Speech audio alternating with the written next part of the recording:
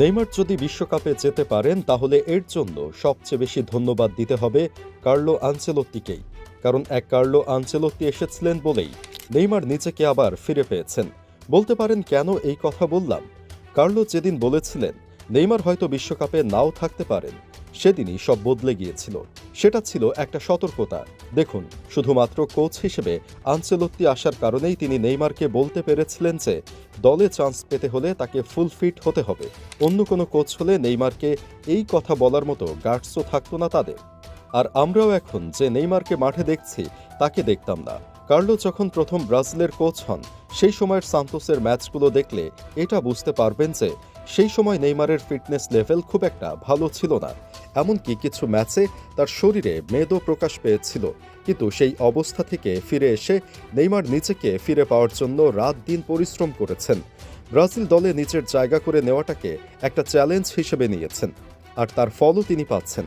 সান্তোসের সর্বশেষ medical check আপে দেখা যায় নেইমারের বর্তমান ফিটনেস বারবোসার থেকে বেশি ভালো।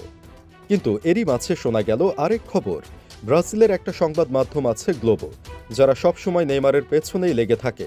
তারা আরেক খবর জানিয়েছে, যেখানে তারা বলছে কার্লো এবং সিবিএফ নেইমারকে ব্রাজিল দলে দেখতে চায় না। আর এর 3টা কারণও উল্লেখ করেছে তারা।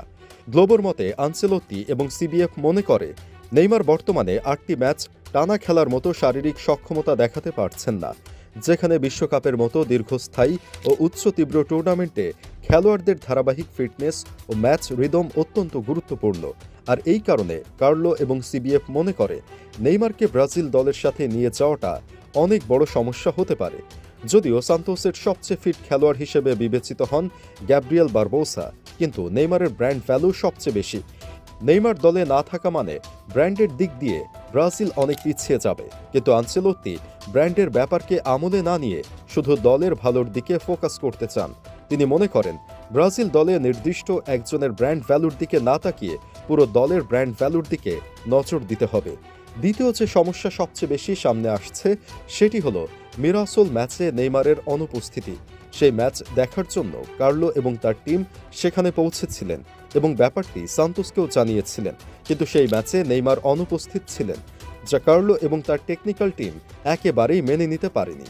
এছাড়াও নেইমার আরেকটা ভুল করেছেন পালমেইরাসের বিপক্ষে ক্লাসিকোতে না খেলে, কারণ প্রতিপক্ষ হিসেবে পালমেইরাস অনেক বড় একটা দল। কিন্তু মাঠের সিনথেটিক ঘাসের সেই ম্যাচে নেইমার খেলেননি।